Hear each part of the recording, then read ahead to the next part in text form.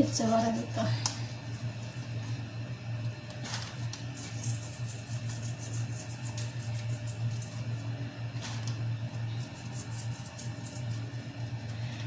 Ay, buhay. Pinagawa ko ng ng luto nila na cake. Pero hindi pinakita sa akin kung paano gagawin. Pinakita lang sa akin ng amo ko. Picture na katulad nito. Tapos, binigay lang sa akin yung ingredient. Yung mga sangkap nila. Yung mga sangkap nito. Hula-hula. Kung paano gawin. Kasi picture lang pinakita sa akin Hindi pinakita sa akin kung paano gawin Sinabi lang sa akin, ganito yung sangkap, yung ingredient niya. Tapos ganito, ganyan. Ayan. Iwan ko kung ganito na yun. Hula-hula. Tingnan natin mamaya.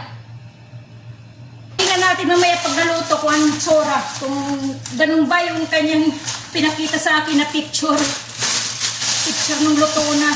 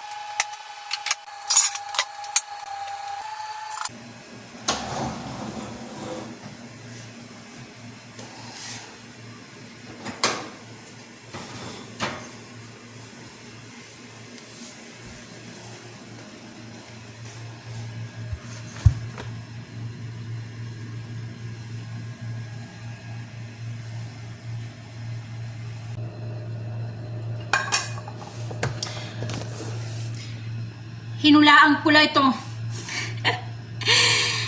Manghuhula na ako paano gawin yung kanyang gusto. Ayan. Yung kanyang gusto. Luto nila yan Gawa nilang cake. Inapurado. Para sa yan? Para sa Ramadan. Pang nila mamaya, pang dessert. Kasi may pasok pa sila isang linggo Kaya yan. Hula-hula lang yan kasi binigay sa akin, ingredient. Tapos, picture nito. Yung picture nito kung anong itsura.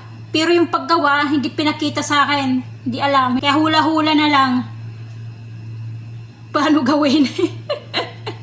Ay, naku po. Manghuhula na ako. Habang naglilinis, nagbe-bake. Ewan ko kung tama na to. Ewan ko sa kanya. Mamaya, niya yan kung ano ba. Pero medyo dito sa gilid Medyo brown sa gilid nito. Palibot, yung palibot nito. Ayan Medyo brown sa gilid. Dapat hindi ko pala binagyan ng binigyan ko kasi ng ng mantika sa gilid para hindi dumikit Nilagyan ko, dapat hindi ko pala linalagyan. Wala, hindi ko alam Hula-hula paggawa Sige, hanggang dito na lang guys. Madaming trabahuin. Nakakapagod pag Ramadan talaga kasi nagbe-bake. Tutulong sa pagluto.